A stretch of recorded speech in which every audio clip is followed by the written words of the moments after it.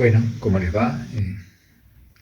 Queríamos en este video tratar de pensar juntos sobre un filósofo, Merleau-Ponty, que creemos que nos brinda puertas o herramientas de análisis que nos permiten pensarnos y repensarnos en el área de la educación física. Creemos que la concepción que va estableciendo a lo largo de su obra Merleau-Ponty nos habilita a volver a trazar algunas huellas, algunas sendas inexploradas en nuestro campo, sobre todo por todo el desarrollo que ha tenido en dos temáticas principalmente. Una, por supuesto, en lo que tiene que ver con la corporalidad, con esta filosofía del cuerpo,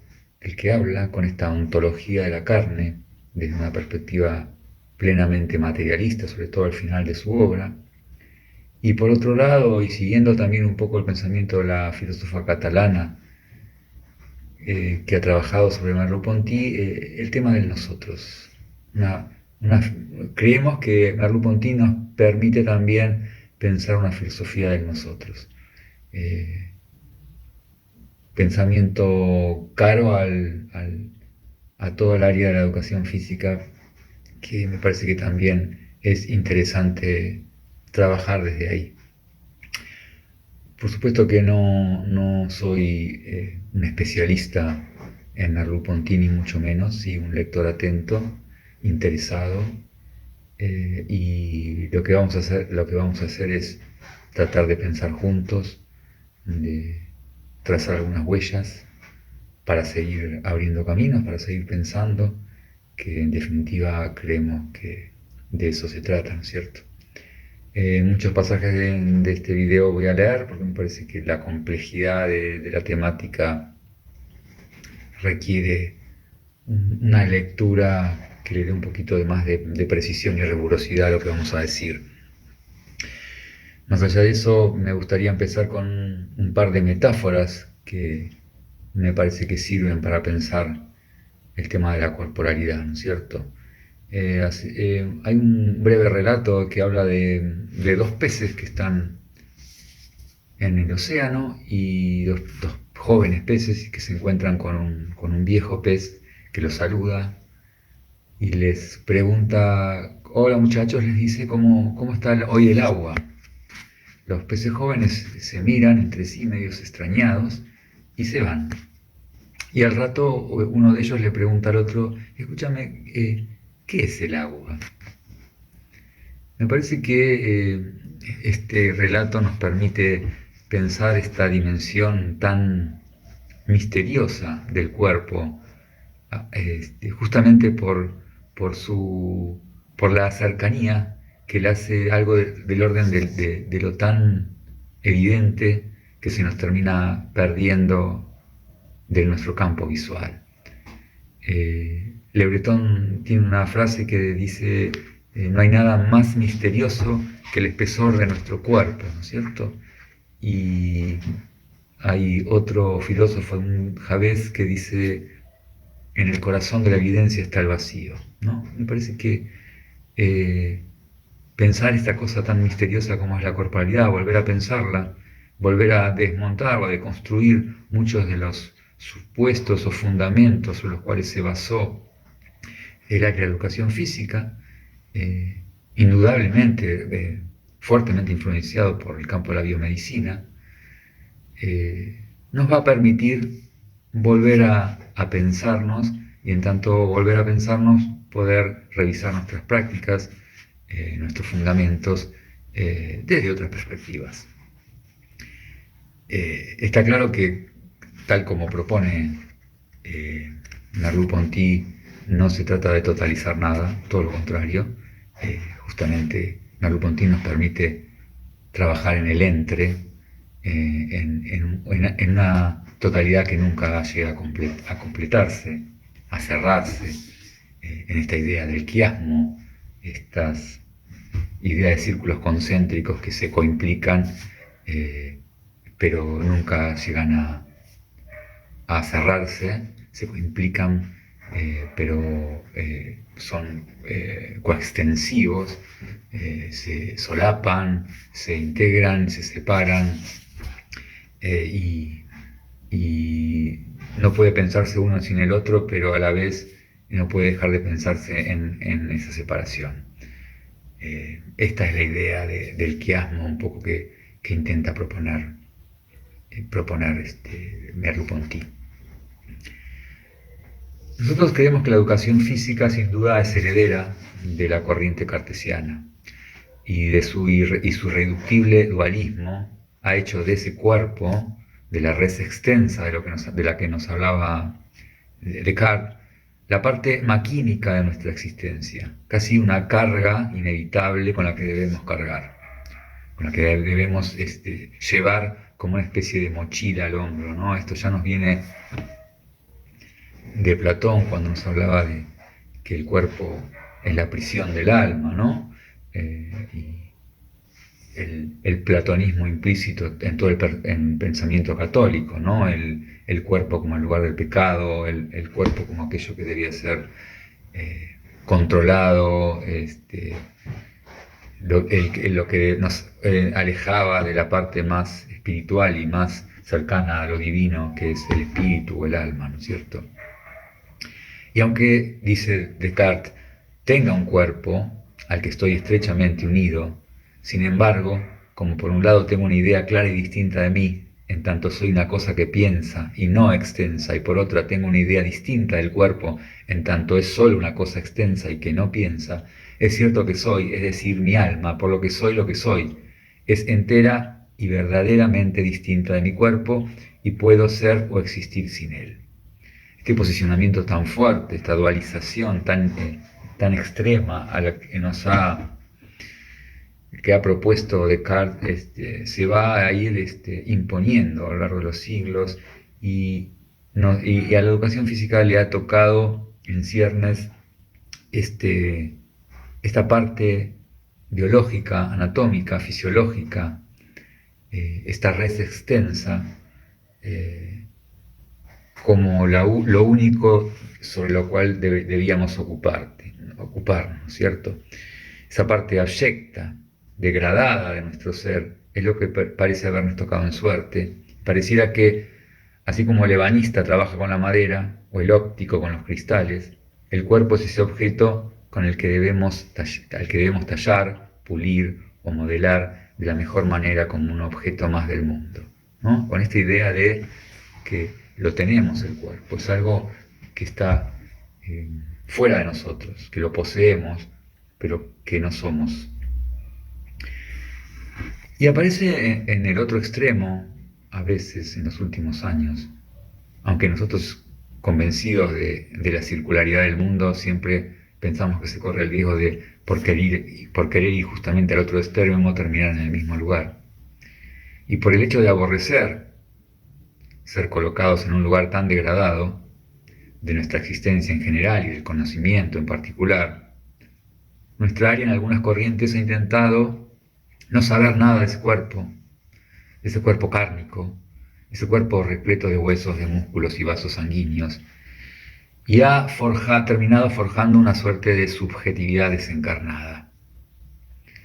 Hay un texto muy emblemático, muy importante, muy revolucionario en muchos aspectos, que vino a traer una discusión importante en el campo de la educación física, sobre todo en la Argentina, un texto de Crisorion, Constructivismo, Cuerpo y Lenguaje, que dice en uno de sus párrafos: volvamos ahora al cuerpo para afirmar que el cuerpo se construye.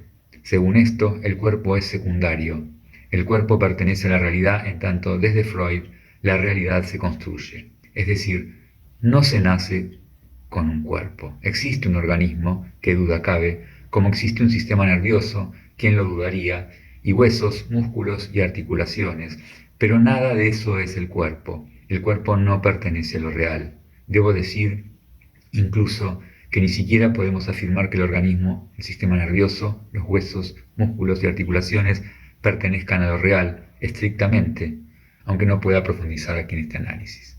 Acá está claro que ese cuerpo el cual se había encargado la educación física, ese cuerpo anátomo-fisiológico, ese cuerpo meramente biologizado, ese cuerpo máquina, es dejado de lado, ¿no? Y se pasa a este otro extremo, como decíamos antes, en los cuales pareciera que no tenemos nada que ver nosotros con ese cuerpo biológico. Pasamos a ser una especie de cuerpos construidos por el discurso, por el lenguaje, por la cultura. Nosotros, trayendo otra metáfora, creemos que es un poco quedar en una encerrona, ¿no?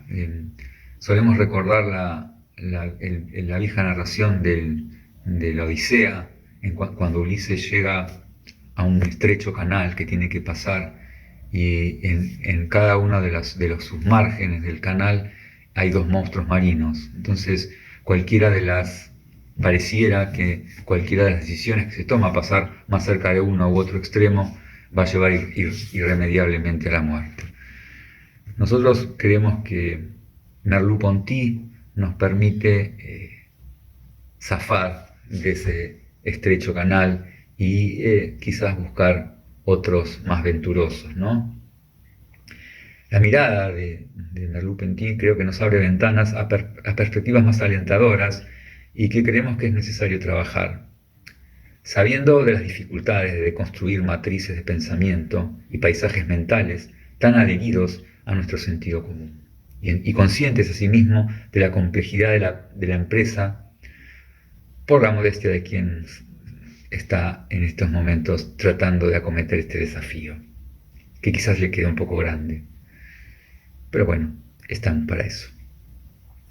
En principio nosotros podemos rastrear que el mismo Merleau-Ponty va cambiando su manera de conceptualizar acerca del cuerpo y el movimiento, ¿no? Está claro que Merleau-Ponty es un discípulo de Husserl, de su fenomenología, pero a lo largo de los años va pasando de esa fenomenología de corte más bien idealista, un idealismo trascendental, va a ir pasando a un materialismo y a una ontología de la carne, que es el momento más interesante para nosotros de Merleau-Ponty, ¿no? Por eso se pueden distinguir tres grandes momentos en la obra de Merleau-Ponty, a pesar de que no fueron tantos los años de vida, ¿no? Creo que murió a los 58 años, si no me equivoco, así abruptamente, y dejó todo un camino por recorrer. De hecho, las últimas obras son recopilaciones de escritos que no habían terminado de cerrarse para este autor.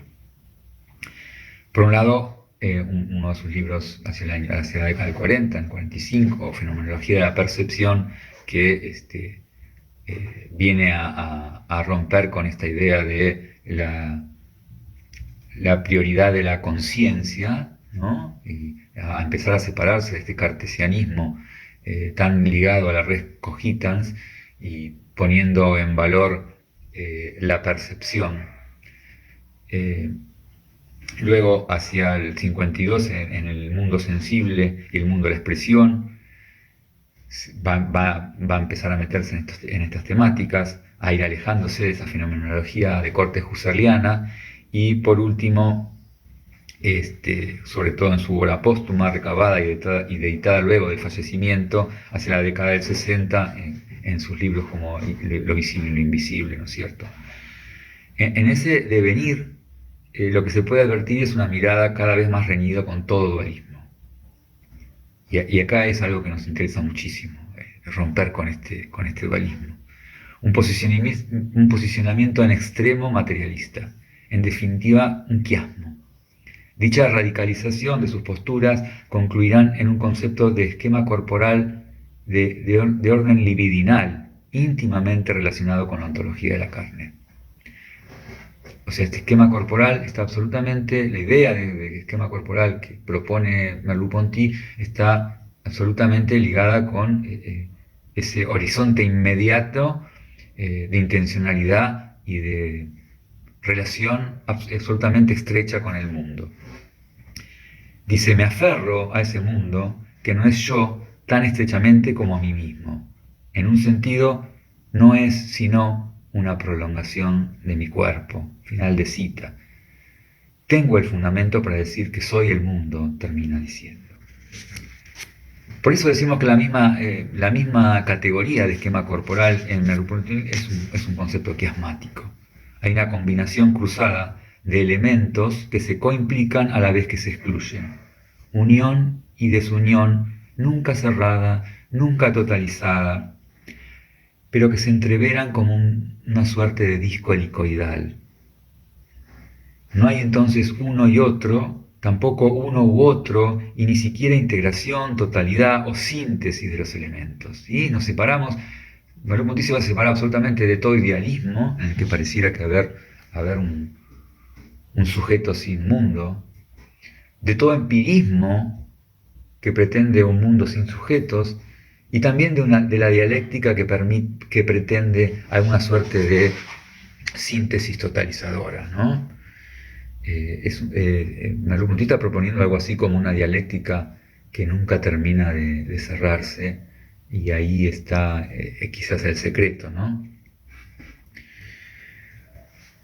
Tensión nunca resuelta, como les dije, o lo que es lo mismo, siempre resuelta desde esa misma tensión que lo subyace. Hay en el quiasmo una dualidad sin dualismos. Hay un entrelazo, categoría, concepto central también, ¿no? El entrelazo. Hay unidad en la diferencia que está siempre irresuelta. Por lo tanto, no podemos hablar ni de un Big Bang ni de un Big Crunch. La tensión que los une y desune son determinantes en esta relación de opuestos. En principio, por eso es necesaria diferenciar para Merleau-Ponty lo que es la imagen corporal y el esquema corporal. Y traigo un autor, Batan Hollenstein, que dice así siguiendo, ¿no?, los lineamientos de Merleau-Ponty, así en la actualidad la imagen corporal es entendida como un sistema de percepciones, actitudes, creencias y disposiciones relativas al cuerpo en cuanto mío, y constituye una representación abstracta y parcial en la medida en que nuestra percepción es lacunaria, que contiene aspectos del cuerpo para otro, esto es, del cuerpo percibido. Y por otro lado, la noción de esquema corporal, en la cual se reserva para el conjunto de procesos sensoriales y motrices que regulan la postura y también nuestros movimientos. Estos procesos, referidos al esquema corporal, no requieren, a diferencia de la imagen corporal, del monitoreo perceptivo, así como tampoco de la conciencia, y están ordenados a las situaciones y necesidades prácticas del agente encarnado. Lo que la investigación actual está tratando de mostrar es que, así comprendidas, la imagen corporal y el esquema corporal no constituyen dos estructuras aisladas y yuxtapuestas, sino más bien solidarias y cooperativas, y también que la explicación de ciertos fenómenos motrices y perceptivos no puede prescindir de ambas dimensiones de la corporeidad. O sea, hay algo a lo largo del orden de una relación inmediata, sensorial, intencional, operante con el mundo, una especie de horizonte o puente que vendría a ser ese esquema corporal, que es antipredicativo, antirreflexivo, en la cual no hay ningún tipo de representación, sino que es un saber que está en el cuerpo, y por otro lado sí una imagen corporal que sí tiene que ver con algún tipo de representación que, como dice este autor, no es lacunaria, está formada por lagunas, es fragmentaria, y que es necesario de alguna manera trabajar con estas dos perspectivas en forma dinámica e interactuar con ellas. Así, la imagen corporal viene a establecer la aparición del campo perceptivo, y el esquema corporal es, por el contrario, el horizonte desde donde el cuerpo habrá de configurar ese campo perceptivo. La idea del cuerpo, el esquema corporal como horizonte, ¿no es cierto? Merleau-Ponty es fiel a su deuda con la Gestalt, una concepción muy famosa en la época en que está trazando su obra, Merleau-Ponty, esta idea de la Gestalt como que mira forma y figura, que organiza, que no tiene miradas fragmentarias o asociacionistas o elementalistas, sino que mira siempre un todo y organiza desde el sujeto, organiza la mirada sobre el mundo, ¿no? En este sentido, desde este pensamiento de la Gestalt, considera al esquema corporal como una forma que está más allá de la suma de sus partes.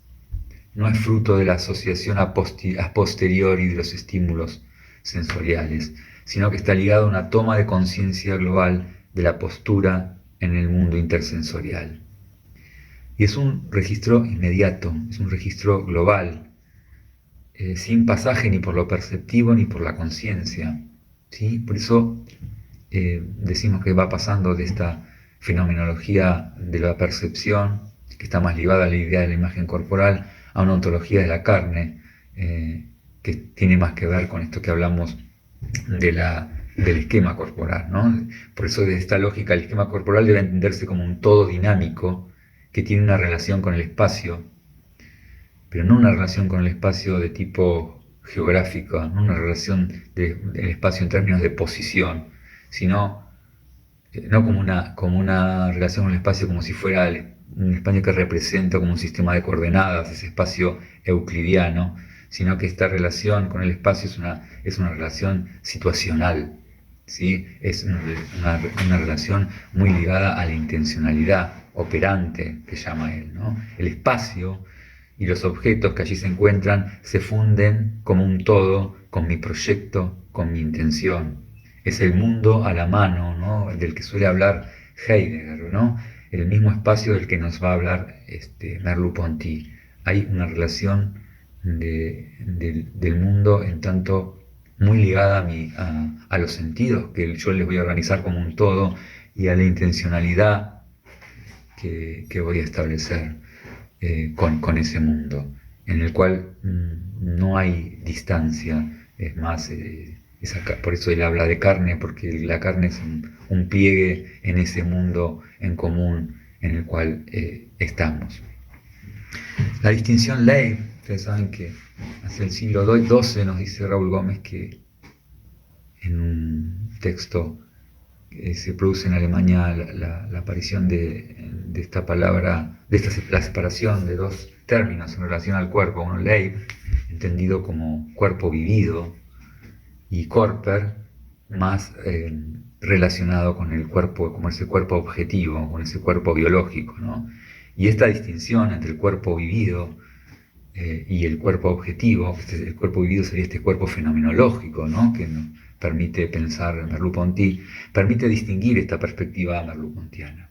Ese cuerpo fenomenal, vivido en un cuerpo en situación, es el horizonte de nuestra experiencia y está a pleno en el mundo.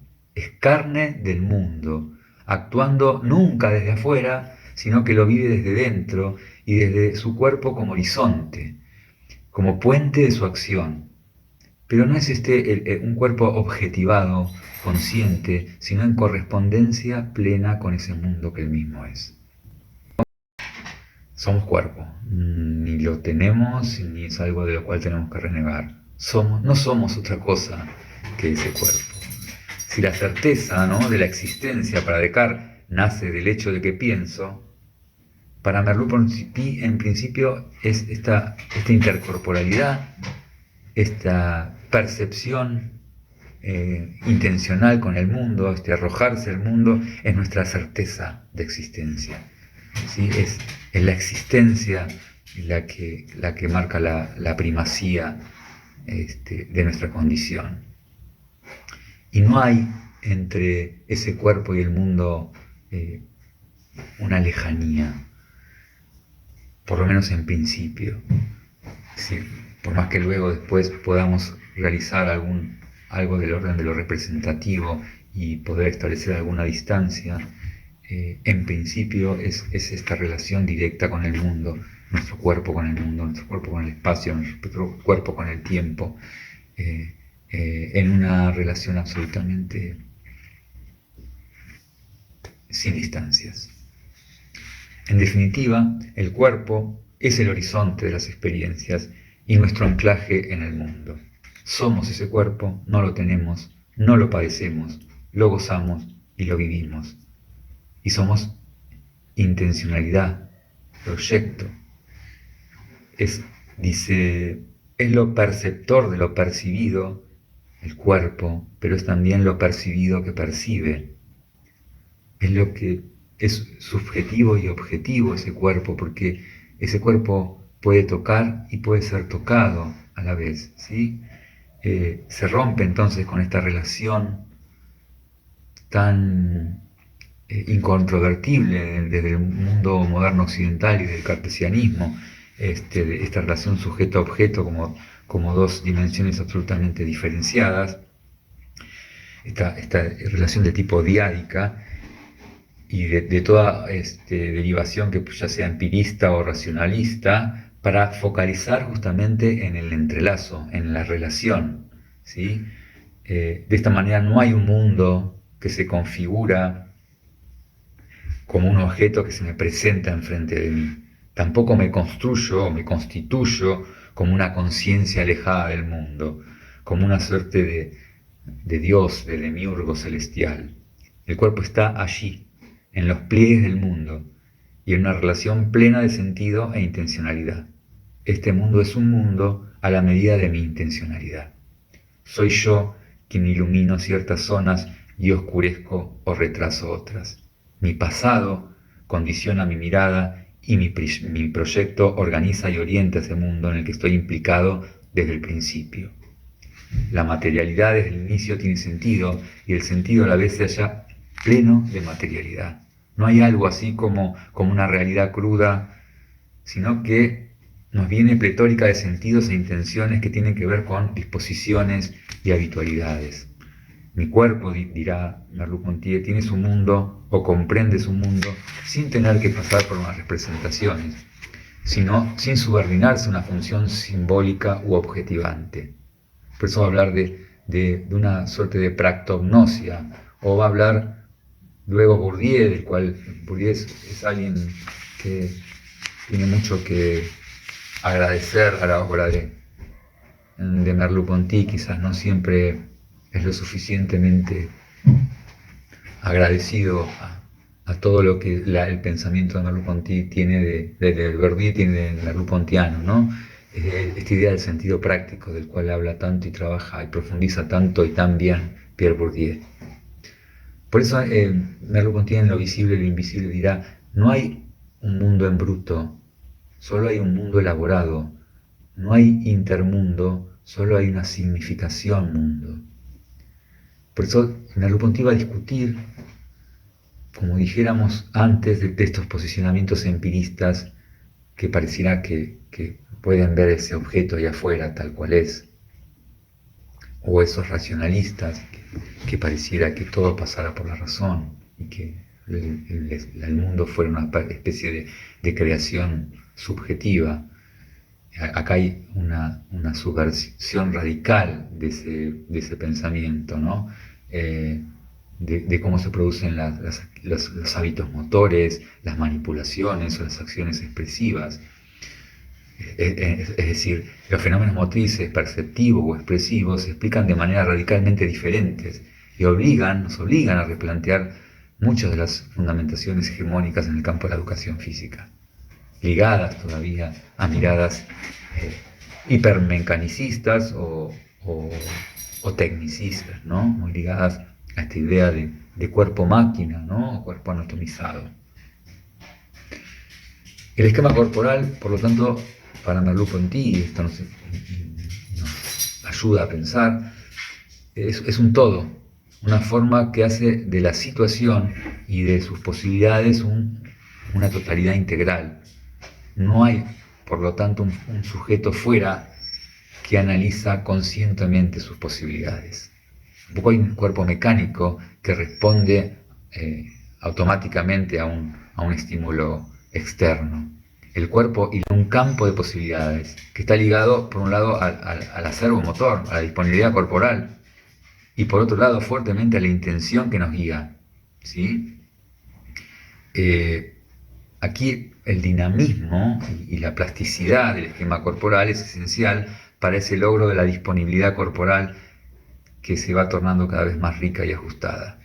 El cuerpo y el espacio se constituyen como un campo práctico, muy lejos de ser un cuerpo actuando en un espacio geométrico y exterior.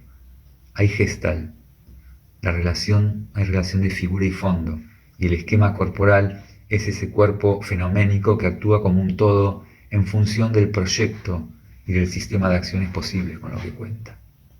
Esto nos lleva a arriesgar que la riqueza, la variedad y la repetición significativa de experiencias, más allá de toda concientización o de todo sobrevuelo, resulta clave para este enriquecimiento y este virtuosismo de las situaciones que se planteen. Esto nos hace pensar en las situaciones, las estrategias didácticas que nosotros podríamos o deberíamos proponer en nuestras clases. Y este espacio que no es un espacio euclidiano, como dijimos, no es un espacio representativo, no es una suerte de coordenadas, red de coordenadas, sino que es un espacio situacional, es también, y esto también es importante destacarlo, es un espacio emocional. Y allí otra vez resulta indispensable pensar la educación física en función de la generación de situaciones en donde lo expresivo y lo emocional tengan lugar. Él va a decir en algún momento que el cuerpo es más un yo puedo que un yo pienso, ¿sí? Y eso está ligado a nuestro diseño curricular en la Ciudad de Buenos Aires, del área de educación física, donde habla de la importancia del yo puedo, ¿no? en la educación física. Quizás con todo esto dicho, cabría hablar también del gesto, más que de la técnica, o empezar a hablar del gesto, de manera de ir desprendiéndonos de los resabios mecanicistas del cuerpo. ¿Por qué el gesto? Quizás acá habría que traer un poco al análisis muchas de las categorías teóricas que ha trabajado últimamente Giorgio Agamben. No nos vamos a meter demasiado, pero sí él habla de esto de el cuerpo como gestualidad, como modo, como el gesto como medio sin fin, como medio por el medio mismo, por el movimiento mismo. Con Merleau-Ponty, el gesto implica acción motora y emocional como un todo. El gesto es un modo de poder hacerlo y también implica una disposición, como no, emocional y afectiva. El gesto es el cuerpo que se expresa como un todo. Y ese gesto es un gesto que une el pasado con sus experiencias motoras que conforman una determinada disponibilidad motriz, una habituidad, diría Husserl. Su intencionalidad que direcciona la percepción y la acción, y el espacio-tiempo conformando una unidad, como notas de una misma partitura. Hay un círculo funcional que actúa como una gestal, fondo y figura de un todo. Dirá entonces, para darle a esa corporeidad toda esa densidad quiasmática, decimos entonces que nuestro cuerpo es un ser de dos hojas. Por un lado, cosa entre las cosas, y por otro, el que las ve y las toca. Porque si el cuerpo es cosa entre las cosas, en un sentido más fuerte y más profundo que ellas, es decir, decíamos que es parte de ellas, y esto significa que se destaca sobre ellas, y en esa medida se aparta de ellas. Esta doble condición que nos propone Merleau-Ponty, ¿no? Y decimos que este énfasis o esta deriva que proponemos hacia la gestualidad, que nos va a acercar a Agamben y al concepto de uso del cuerpo, nos permite alejarnos de manera absolutamente radical de esta idea de tener un cuerpo, tan propio de las miradas mecanicistas, que hacen de este cuerpo una especie de sustrato fisiológico pasivo y administrable, sino también de un somos, un cuerpo, pero no con un sentido de propiedad, sino de sus posibilidades de uso. Lo somos, pensamos, somos ese cuerpo, sí, pero en su uso, en su inapropiabilidad, en su pura gestualidad. Resulta interesante plantear o tomar esa distinción clásica, antigua, aristotélica entre la poiesis y la praxis, ¿no? La poiesis como ese saber técnico, como esa acción instrumental, como ese medio establecido, preestablecido, en función de un fin determinado, también establecido, y que tiene mucho que ver con la acción técnica propia del deporte, del juego, de las habilidades motoras cerradas, pero también de las habilidades motoras abiertas, en las cuales hay preestablecido un modelo técnico estándar al cual hay que tratar de acercarse, ¿no? Y está claro que en ese sentido está muy relacionado con los trabajos de tipo analítico que tanto se usan en nuestra área, se usaron y se siguen usando, y digamos que la eficiencia estaría dada, o la evaluación que se podría hacer, estaría dada por el acercamiento mayor a ese modelo técnico que está preestablecido. Por otro lado tenemos el campo de la praxis. En el campo de la praxis ya no hay un medio ya preestablecido en función de un fin, sino que hay que buscar a través de, va a decir Aristóteles, a través de la deliberación y la reflexión, cuál es la mejor manera para llegar a ese fin. El fin es en sí mismo el medio, de alguna manera, va a decir Aristóteles. Y en el caso de nuestra área, se abre el campo de la praxeología motriz, en el cual aparece la acción motora, entendida, como dice Parlevas, como ese proceso a través del cual una conducta motriz se realiza en función de una determinada situación motriz. Y acá me parece que podríamos hablar pensando ya en términos de Merleau-Ponty, que esta praxis motora no está relacionada con una reflexión consciente, una deliberación, sino que tiene que ver con una inteligencia de tipo corporal, inmediata con el mundo, que va a hacer que tomemos, accionemos en función de ese acervo motor que nos permite actuar y a la vez de la intencionalidad que nos guía. Pero aparece una tercera dimensión que nos gustaría abrir, que es la del gesto, la gestualidad, que podríamos decir es siguiendo ya los trazos que marca Agamben, el medio puro, un medio que no tiene fin en sí mismo, o que el fin es justamente el medio, es actuar por actuar, ¿sí? Y dice Agamben, el medio puro pierde su enigmaticidad si se lo restituye a la esfera del gesto de la cual proviene, tanto en las evoluciones del danzante como en las contracciones y los ademanes en que adoptamos poses sin darnos cuenta. El gesto no es nunca, para aquel que lo realiza, un medio para un fin, pero aún menos puede ser considerado un fin en sí. Y como, a pesar de su ausencia de intención, la danza es la perfecta exhibición de la pura potencia del cuerpo humano, así se diría que en el gesto cada miembro, una vez liberado de su relación funcional con un fin, orgánico o social, puede por primera vez explorar, tantear y mostrar, sin nunca agotarlas, todas las posibilidades de las cuales es capaz.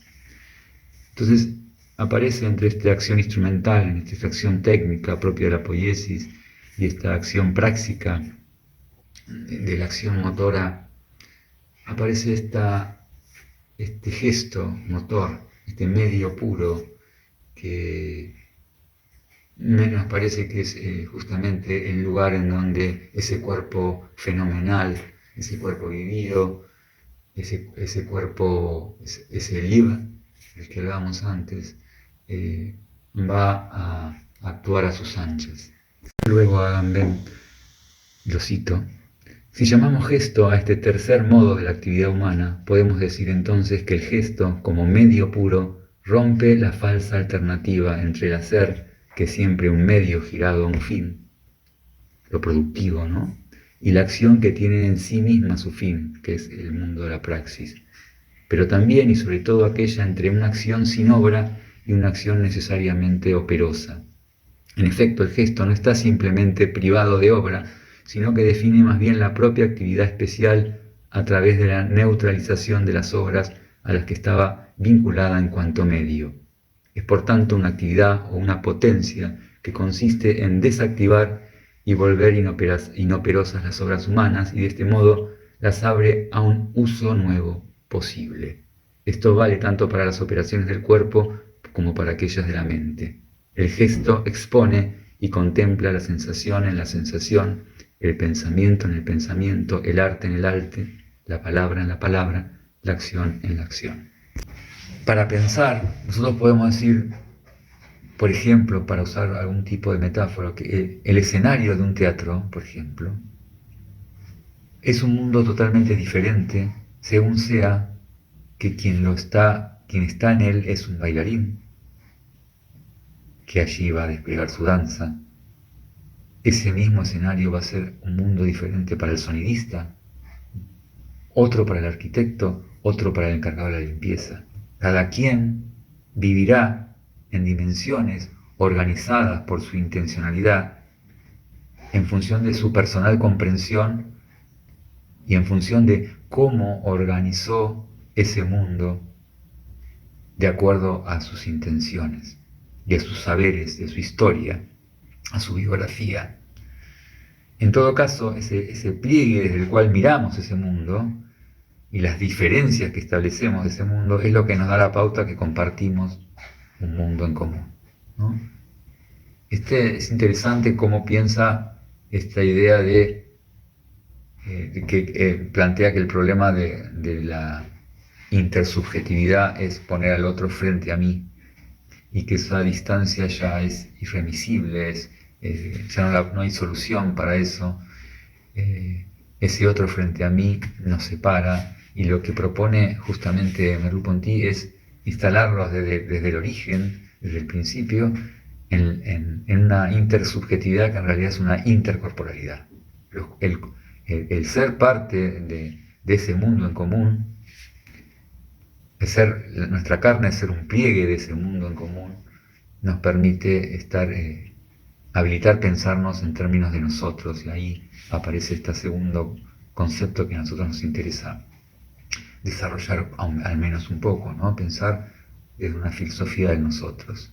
Merleau-Ponty iba a decir, bueno, justamente yo miro desde el mundo, desde el pliegue, esta idea del mundo no como un plano que puedo verlo en su totalidad, sino como una serie de pliegues que permiten que aparezca lo visible, pero también esté lo invisible, y que de acuerdo al lugar que ocupo yo en ese mundo, el pliegue en el que estoy me permite mirar desde una perspectiva que va a ser diferente a los otros, pero justamente esas distintas miradas son las que nos permiten pensar en un mundo en común, ¿sí? Hay una frase muy bonita que dice, ¿no? La certeza injustificable de un nosotros es la base de nuestra verdad, ¿sí? Ese nosotros que se pone ante todo y a través de esta intercorporalidad que nos une, nuevamente decimos, en un mundo en común. Esta idea de pliegue nos permite desprendernos de un mundo plano, transparente, translúcido, al que podemos acceder a través de una especie de sobrevuelo. Lo visible, decimos, y lo invisible, que cada quien observa, es la prueba irrebatible de que hay un mundo que de alguna manera nos trasciende. Me parece que Merleau-Ponty nos permite pensar así desde otros lugares, desde otros pliegues, diríamos, ¿no? Y nos permite, como dijimos antes, también revisar muchas de nuestras prácticas y pararnos, aunque sea como una certeza injustificable, desde un nosotros, y no desde esa individualidad a la cual parece habernos sometido el mundo moderno, ¿no? Salirnos un poco de esa idea de sujeto individual, plantarnos en una pluralidad, en un mundo en común, que nos acomune, que no nos quite nuestra singularidad, que permita, y ahí siguiendo a Marina Garcés, este juego entre lo singular y lo plural, que es lo que permite justamente este mundo común, esta idea de copertenencia, sin llegar a eliminar esta idea de que hay un yo singular, ¿no? Una singularidad que es distinta a pensar en términos de individuo, que está más pensado el concepto de individuo en una suma de individuos que conforman una sociedad en un segundo momento. Acá el tema de pensarnos en términos de singularidad permite también pensar esa singularidad desde la pluralidad, no como un efecto posterior, sino como un mismo momento de una relación nuevamente quiasmática. De pensar que para Merleau-Ponty, desde la percepción, toda sensación ya lleva implícita su intencionalidad. ¿Sí? No hay distancia ahí, siempre el objeto que nosotros percibimos, la percibimos con la luz, con la iluminación, con el foco que nuestra intencionalidad le provee. No hay pasos previos por representación ninguna. Se lanza en el mundo con su intencionalidad práctica a cuestas, a manera de gesta, como decíamos. Es por lo tanto este acto, esta intencionalidad operante es irreflexiva, es antepredicativa, va a decir Merleau-Ponty. En ese sentido, la representación no es la única vía de actividad racional posible, ¿sí?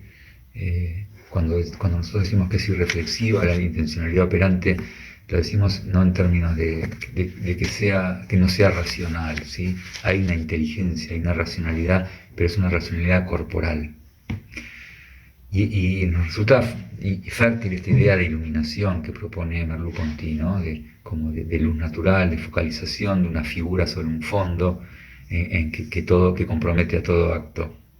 Y en ese acto, pensemos, por ejemplo, en un deporte, ¿no? Como nuestra organización que va a decidir nuestra acción sobre una jugada, sobre una determinada estrategia, está absolutamente organizada como una totalidad.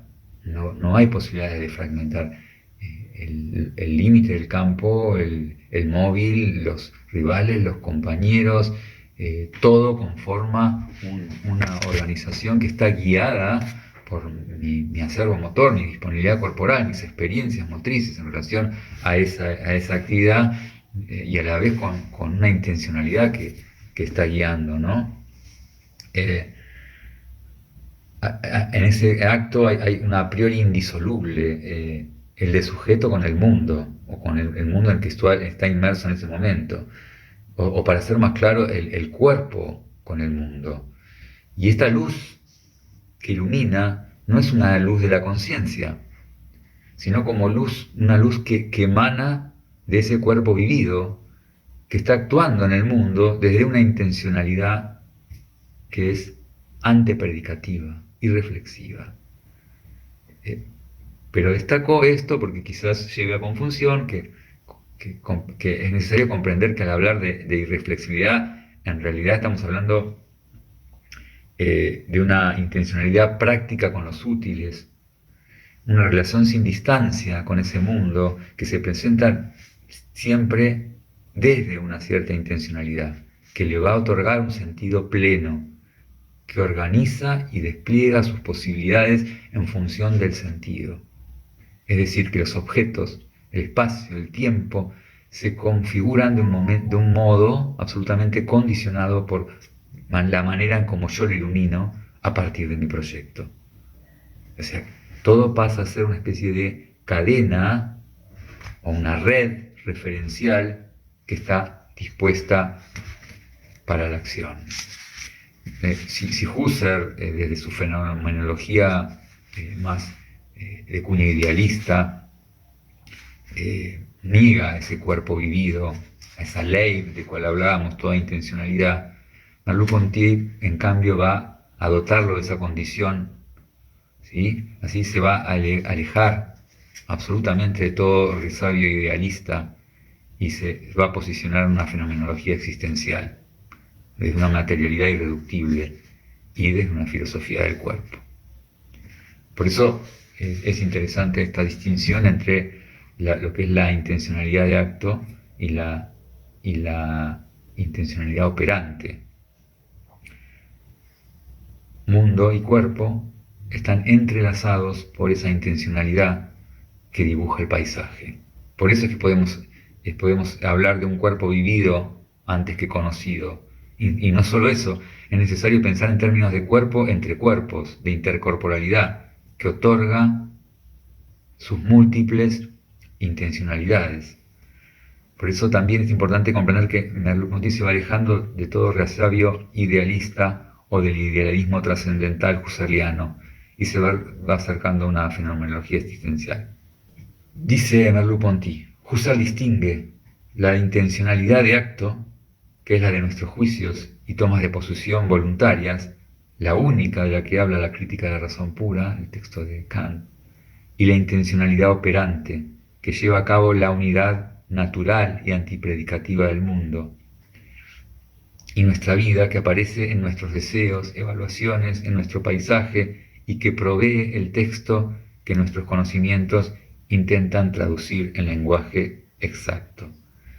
No implica desestimar la importancia de la capacidad reflexiva o racional, sino comprender que esa condición se asienta en un suelo corporal que le brinda la base para su desarrollo. Me parece que ese cuerpo vivido, ese cuerpo de intencionalidad operante, de inteligencia corporal, del esquema corporal dinámico en contacto estrecho con el mundo, es el que muchas veces hemos olvidado de nuestra área. O sea, hemos puesto el énfasis en ese cuerpo biológico, o hemos puesto el énfasis en ese cuerpo reflexivo que representa el cuerpo consciente, y hemos dejado un poco de lado ese cuerpo fenomenal, ese cuerpo vivido, ese cuerpo emocional, ese cuerpo expresivo que se expresa a través de los gestos. Y por eso nos parece que en la educación física es necesario ocuparse y preocuparse por ese cuerpo que no suele ser considerado. Hablamos entonces, y para finalizar, sin miedo, de dos tipos de conocimiento. Un conocimiento sensible, que está en las manos, está en el cuerpo todo, y un conocimiento intelectual que se montan uno sobre el otro y se interrelacionan. Una intencionalidad operante en el primero y una intencionalidad en acto en el segundo. Esta importancia en la existencia, en la experiencia en el mundo, en definitiva en la facticidad, no deja de generar inquietud en concepciones racionalistas o especulativas que siguen pensando en el fantasma dentro de la máquina. Cuando tiene esta emblemática frase que ya dijéramos, ¿no? La certeza injustificable de un mundo en común es para nosotros la base de la verdad, podemos decir que no es un argumento, es un posicionamiento al cual nosotros querríamos adscribir. Es un salto para poder volver a empezar, ya no desde el individuo, sino desde el nosotros.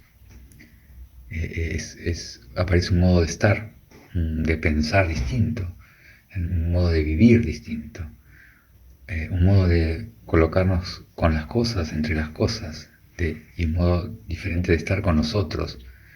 Pensar es una manera de tratar y de tratarnos con el mundo y con nosotros y entre nosotros. No hay, por lo tanto, para Merleau-Ponty una conciencia separada, fuera del mundo, en contra entonces de la mirada del sobrevuelo, de aquel que se coloca por encima del mundo, ¿no? O por arriba del mundo, a distancia de él, como quien observa o como quien es observado. Esta vieja idea del panóptico, del cual nos hablaba Foucault, ¿no? En Merleau-Ponty no hay panóptico. La visión que propone es recíproca. Mirar es también ser mirado, es reciprocidad, es ver de alguna manera ser visto o ser visible. Cuando el poder se oculta, construye una relación de dominio, justamente cuando se hace invisible. Por eso propone una manera de reaprender a ver el mundo. Y para eso es necesario moverse para ir al encuentro del mundo, de las situaciones, de las relaciones. Y la filosofía en ese sentido de este nosotros es una filosofía del cuerpo. Está claro que la filosofía occidental moderna es una filosofía basada en un suelo que es el sujeto individual. El sujeto, el subjectum, ¿no? Se parte de ese sujeto individual, como una certeza que aquí desde Merleau-Ponty intentamos deconstruir. Está claro que el mundo moderno requirió de ese sujeto racional para de alguna manera colocarnos en lugar de ese Dios al que, como dice Nietzsche, habíamos matado, ¿no? Y era una manera de garantizar desde ese sujeto individual toda relación, como una manera de legitimar el cuerpo político, ¿no? Esta idea de contrato social y en la cual está montada toda la filosofía moderna. Desde ahí es imposible pensar este yo plural, el cual nos está proponiendo Merleau-Ponty. Acá es necesario salir del yo, salir del uno, el uno en mayúscula, ¿no? Y seguir preguntándonos cómo unirnos